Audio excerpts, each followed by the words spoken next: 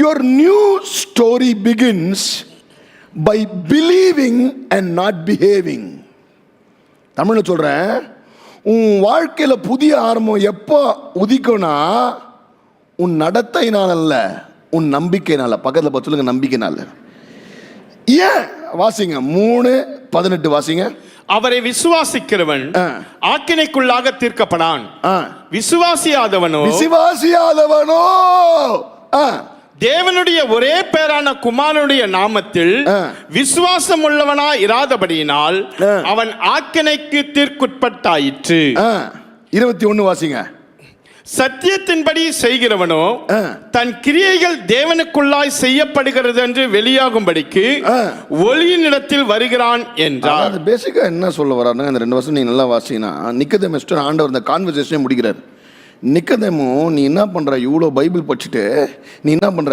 இது பண்ணா அது பண்ணா அது பண்ணா எல்லாம் நீ பண்ற பிஹேவியர், ஓலி பிஹேவியர்னால நீ பரலோகம் வந்துடலான்னு நினைக்கிற. ஆனா பிஹேவியர்னால இல்லை ராஜா, வெறும் பிலீஃப்னால தான். நீ இயேசுவை விசுவாசிச்சுதான் உனக்கு பரலோகம் உண்டு. எத்தனை பேர் ஆமேன்னு சொல்றீங்க? நல்லா பக்கத்தில் பார்த்து சொல்லுங்க. இயேசுவை விசுவாசினா கிளைமேக்ஸே அங்கே தான்.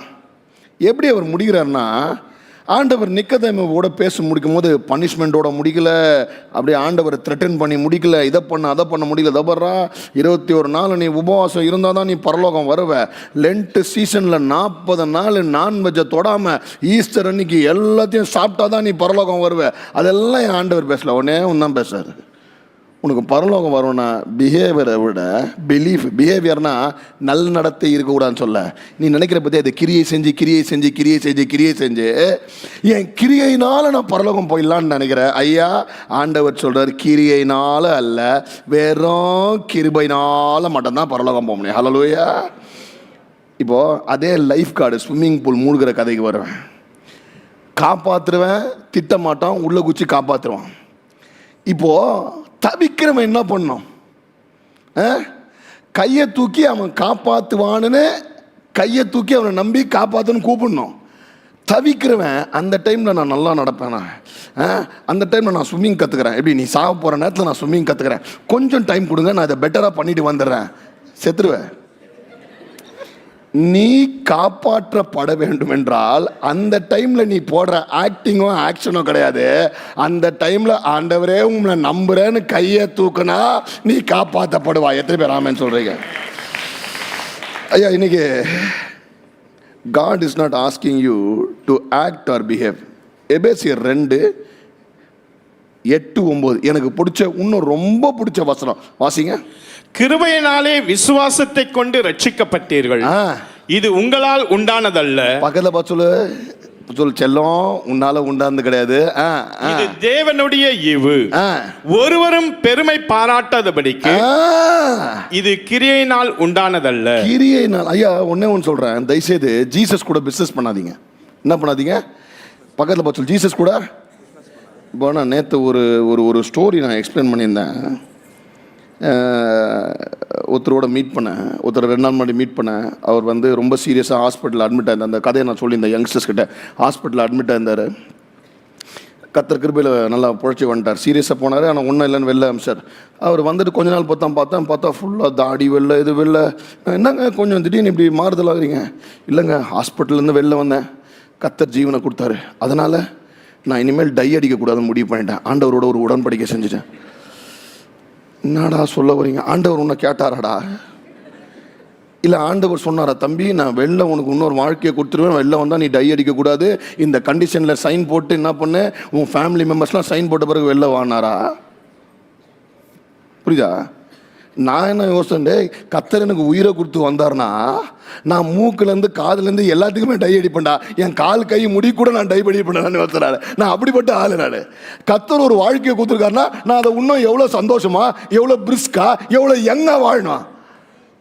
ஐயா, எனக்கு நிறைய பேர் நான் சொல்கிறேன், தயவுசெய்து நான் யாரையும் வந்து புண்படுத்த விரும்பல. நம்ம என்ன பண்ணுறோம், கர்த்தருக்காக இதை நான் தியாகம் பண்ணுறேன்னு வெளில காமிச்சிக்கிறீங்க. சிலர், ஐயா நீங்கள் நகை போடலன்னா ஓகேங்க, உங்கள் இஷ்டம். நகை போடுறவனையும், மேக்கப் போடுறவனையும், லிப்ஸ்டிக் போடுறவனையும், பர்ஃப்யூம் போடுறவனையும் நீ ஜட்ஜ் பண்ணாதீங்க. நீங்கள் என்ன நம்ம நினச்சிக்கிறீங்க, நான் நகை போடல நான் பர்சோத்தம் பற்றியாது ஆடம்பரமான வாழ்க்கை. அதாவது நகை கூட பார்த்தீங்கன்னா 1 கிராமு 10,000. இவங்க நகை போட மாட்டாங்க. ஆனால் போடுற ட்ரெஸ்ஸும், போடுற தூக்கின்னு போகிற ஹேண்ட் பேக்கும், போகிற மெர்சிடிஸ் பென்ஸும் பார்த்தீங்கன்னா அது அவ்வளோ லட்சம் கோடியில் இருக்கும். அவன் நகை 1 கிராம போட்டுன்னு பைக்கில் டூருன்னு போய் நிற்பான். புரியுதா? ஆனால் நான் என்ன நினைக்கிறேன், என்னன்னா இதை தியாகம் செஞ்சு நான் பரிசுத்தமா வாழ்கிறேன், நான் தியாகம் செஞ்சு நித்திய ஜீவன் எடுத்துக்கிறேன். நான் இந்த ஜட்ஜ் பண்ணுறவங்கள சொல்கிறேன், உங்கள் இஷ்டம். ஒன்றே ஒன்று ஞாபகம் வச்சுங்க, கர்த்தர் கிருபையினால கொடுத்தார். கர்த்தர் கிருபையினால. இதை நீ கிரியையினால ஏர்ன் பண்ணாத. அந்த ஹாஸ்பிட்டல் சுச்சுவேஷனில் இருக்கிற நான் எப்படின்னா, கர்த்தர் இன்னொரு வாழ்க்கையை கொடுத்துருவார். வெளில வந்தால் முதல்ல 6 பேக்ஸ் வைக்கிறேன்டா. நான் முதல்ல வெளில வந்தால் நான் என்ன பண்ணுறேன், இன்னும் எவ்வளோ யங்காக இருக்க முடியும் நான் பார்க்குறேன். ஏன்னா கர்த்தர் எனக்கு உயிரை கொடுத்துருக்காரா. இன்னொரு தடவை இன்னொரு வாழ்க்கையை கொடுத்தாருன்னா அதை எப்படி பெஸ்ட்டாக வாழணும்னு நான் வாழ்வேன். நான் கர்த்தர்கிட்ட டிரான்சாக்ஷன் போடணும்னு அவசியம் இல்லை. நிறைய பேர் அதாங்க பண்ணுகிறீங்க.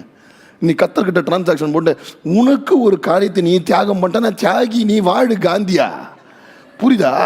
இன்னொருத்தனை போய் அவங்க ஏன் இப்படி பண்ணுறாங்க, அவங்க ஏன் அப்படி பண்ணுறாங்க, அவங்க ஏன் இதை போட்டாங்க, அவங்க ஏன் ஸ்லீவ்லெஸ்ஸை போடுறாங்க, அவங்க ஏன் என்னதை போடுறாங்க, கேப்பை இப்படி போடுறாங்க, அவங்க ஏன் பாட்டமில் இதை போடுறான், அவன் ஏன் கிழிஞ்சிச்சின்னு, அவன் முட்டி கிழிஞ்சிக்குது, நீ ஏன் அவன் முட்டியை பார்த்துக்கிற?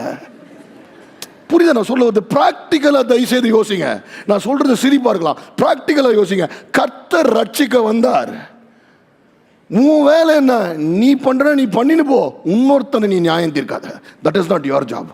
ஏன்னா என் ஆண்டவர் ரட்சிக்கிறது மட்டும் தான் வந்தார், அவர் நியாயம் தீர்க்க வரவே இல்லை. இன்னைக்கு நிக்கதேமன் பார்த்து ஒன்று முடிக்கிறார் அவர் சிம்பிளா. ராஜா நிக்கதேமோ, நீ பரிசேயன் சூப்பர், நீ தோராவை கரைச்சி குடிச்சிக்கிற சூப்பர், ஆனாலும் நீ உபவாசம் எடுக்கிற சூப்பர், டைத்து கொடுக்குற சூப்பர், இதனால நீ பரலோகத்தில் ஒரு பர்த்து கூட கிடைக்காத ராஜா. நீ இன்னும் அன்ரிசர்வ்ல தான் இருக்கிற.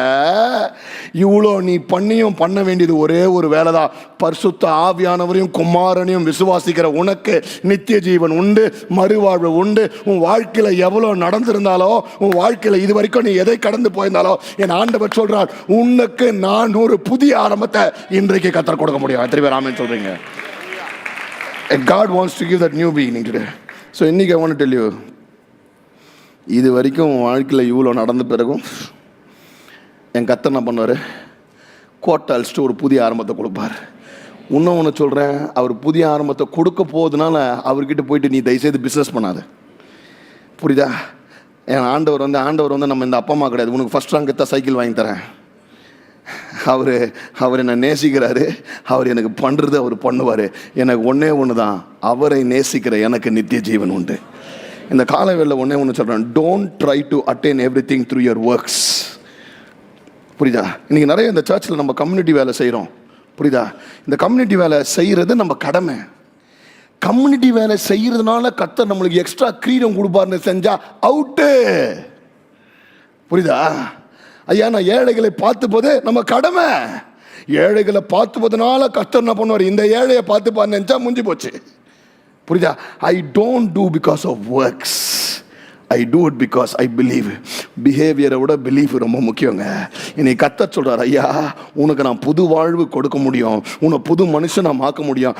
ஆவியானவர் உன் வாழ்க்கையில யாரும் செய்ய முடியாததை ஆவியானவர் உன் வாழ்க்கையில செய்ய முடியும். அவர் கிரியை செய்வார். உனக்கு மறுவாழ்வு. Not by might not by power but the spirit of the Lord.